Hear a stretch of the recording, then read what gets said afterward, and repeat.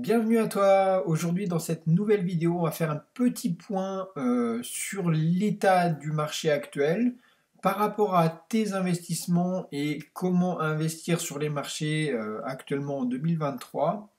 Donc, on est en mars aujourd'hui et les marchés sont sur des points un peu critiques. Comme tu as pu remarquer, il y a beaucoup de monde qui hésite à investir. Et c'est pour ça qu'on va faire un petit point pour regarder ce qui est possible de faire, là où c'est intéressant et ce qu'il faut éviter. Si ce n'est pas déjà fait, je t'invite à t'abonner, à liker la vidéo et c'est parti. Donc, comme tu as pu remarquer, 2023, c'est un peu une année un peu charnière, une année où on va chercher un petit peu des niveaux clés. Et ça commence par les indices. Alors, comme tu sais, moi je suis un investisseur long terme de base et je fais du trading algorithmique à côté. Mais la plupart de mon épargne elle est investie sur du long terme, sur des actifs de type indice boursier, un peu d'or, un peu d'obligations d'État. Alors j'avais détaillé ma formule qui est le portefeuille permanent. Mais plus le temps passe et plus j'ai du mal à trouver des trackers qui reproduisent l'or. L'or qui stagne depuis un moment, hein. Comme tu peux voir en daily, depuis 2020, on est à peu près sur la même zone entre les 1900 et 1700 et 1900. Donc on fait un petit yo-yo depuis 2000, mi-2000. Donc on n'a rien gagné si tu veux sur l'or depuis, mais on a stabilisé. Sur les obligations d'État, on a perdu beaucoup d'argent. Alors l'avantage c'est que moi j'ai été libellé, donc avec les obligations d'État on était libellé en dollars et du coup vu que le dollar s'est valorisé par rapport à l'euro, au final on a gagné en termes de change. Donc au final on n'a pas tant perdu que ça, mais quand même j'accuse actuellement une perte de valeur de plus de 12-15%. Voilà. Donc, investissement qui était un mauvais choix de ma part, mais bon, qui fait partie du portefeuille permanent, qui se retrouve aujourd'hui à un point bas, et on voit clairement que, alors, si tu m'as suivi depuis un moment, tu sais que moi je trade, j'investis sur ce support depuis pas mal d'années parce que ça permet en fait d'avoir tout ce qui est en fait indice associé à des obligations d'État. Ça te permet d'avoir une courbe un petit peu plus lisse sur tes investissements. Quand les indices ils chutent vraiment, les obligations d'État remontent. Donc ça équilibre si tu veux. Donc c'est bien d'en avoir dans son portefeuille, mais peut-être pas trop. Et moi je pense que j'en ai eu un petit peu trop dernièrement. Enfin, voilà, là en ce moment, je profite bien de. J'alourdis un petit peu mes positions parce que j'ai perdu et que c'est le moment de réinvestir, je pense. Je me trompe certainement. Mais bon, on n'est pas encore sur le point le plus bas, je pense, parce qu'on peut encore avoir une vague baissière du fait que Powell veut à tout prix arrêter l'inflation et donc augmente les taux. Quand les taux vont commencer à légèrement descendre, bah, c'est là que les obligations d'État vont monter en furie. Par contre, ce moment-là, on ne sait pas quand est-ce que ça va se passer. Donc, il faut charger, il faut charger, il faut charger, il faut charger la mule, et à un moment donné, ça va péter, forcément. On a eu sur les obligations d'État, depuis 2000, pareil à peu près, depuis 2000, on était sur 170. Aujourd'hui, on est à 100, autour de 100. Donc tu as 70 points, enfin, tu as 70 points à faire, donc qui, en 3 ans, ont été perdus. Donc comme les marchés sont cycliques, on va dire, eh ben, il y a de fortes chances qu'à un moment donné, on retrouve tout cet élan qu'on a perdu. Donc ici, on se retrouve ici. Je pense que c'est un point intéressant par rapport à la moyenne mobile de 5 années et la moyenne mobile de 1 année. Donc tu vois, on est vraiment loin de ces moyennes mobiles et généralement les cours reviennent au moins sur la moyenne mobile 1 année à un moment donné. Et comme tu peux le voir, la descente a été assez longue sur les obligations d'État et on n'a pas touché cette moyenne mobile depuis le 3 janvier 2022. Donc il y a 1 année et 3 mois. Donc logiquement, et si les cycles se répètent, et ben logiquement, on devrait retrouver un regain d'énergie sur les obligations d'État. Alors, comme tu peux voir, on a fait des plus bas de plus en plus haut, des plus hauts pas encore de plus en plus haut, donc on est dans un range actuel autour des 100. Donc moi j'attends actuellement. Et le top départ, bah, ce sera Powell qui le dira. Pour ce qui est des indices, bon, tu as remarqué sur le SP500, moi c'est mon indice fétiche, donc je vais surtout te parler du SP500 en termes d'investissement. Sur du trading algorithmique et tout, je suis beaucoup plus exposé sur le Nasdaq, c'est mon petit chouchou, parce que justement à trader c'est idéal, il y a beaucoup de volatilité, c'est tout ce qu'on veut. Mais en termes d'investissement, je trouve que le Nasdaq, c'était super ces 10 dernières années. Je crois que là, tout ce qui est tech a pris une grosse claque et que ça devient un marché, enfin ça devient très compliqué. On marche un petit peu sur des œufs. On ne sait pas si ça va exploser à la baisse ou à la hausse, mais en tout cas, il y aura des gros mouvements. Donc moi, sur du très long terme, j'évite. Je reste sur des choses standards. Ce qui va marcher plus tard, ça va être de la bouffe, ça va être bah, tout ce qui commoditise, etc. Donc c'est des choses où on va être plus en faveur du SP500 que dans le Nasdaq. D'accord. Surtout que bah, la situation actuelle ne va pas se débrider aussi facilement. Donc comme tu peux voir, là, on suit tout simplement la moyenne mobile 1 année. On a pété ce canal baissier que j'avais représenté par ces deux droites. Donc c'était une très bonne chose. On est revenu au contact de ce canal. Hein. C'est super. Et on a ce niveau des 4000. 4000 points, j'espère que tu le vois. Attends, je vais regarder. Oui, tu dois voir. Donc tu as les 4000 points à ce niveau-là. Qui est un niveau très très fort pour moi. Les niveaux clés, voilà, j'en ai longtemps parlé. Niveau clé qui me semble vraiment pertinent. Donc il y a des chances que le marché reste sur ces 4000 points pendant un grand moment, même peut-être quelques années, si les choses ne se débloquent pas. Alors moi, j'avais anticipé quelque chose, je t'avais dit il y a assez longtemps, que moi j'attendais en fait un retour sur ce point haut, juste avant le Covid, d'accord? On a un point haut qui était dessiné ici, il n'a jamais été atteint, donc autour des 3386, 3380, ouais, 3390. On a fait une mèche là à 3005. Malheureusement, j'ai pas pu investir à ce moment-là parce qu'on est reparti direct.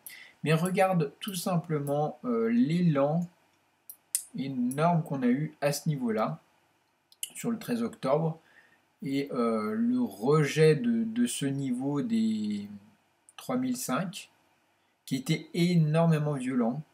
Donc on sait déjà de base qu'à 3005, il y a des gros acheteurs. Donc c'est même pas, on était sur ces sommets-là, on n'est pas descendu à 3000, donc 3400 quoi.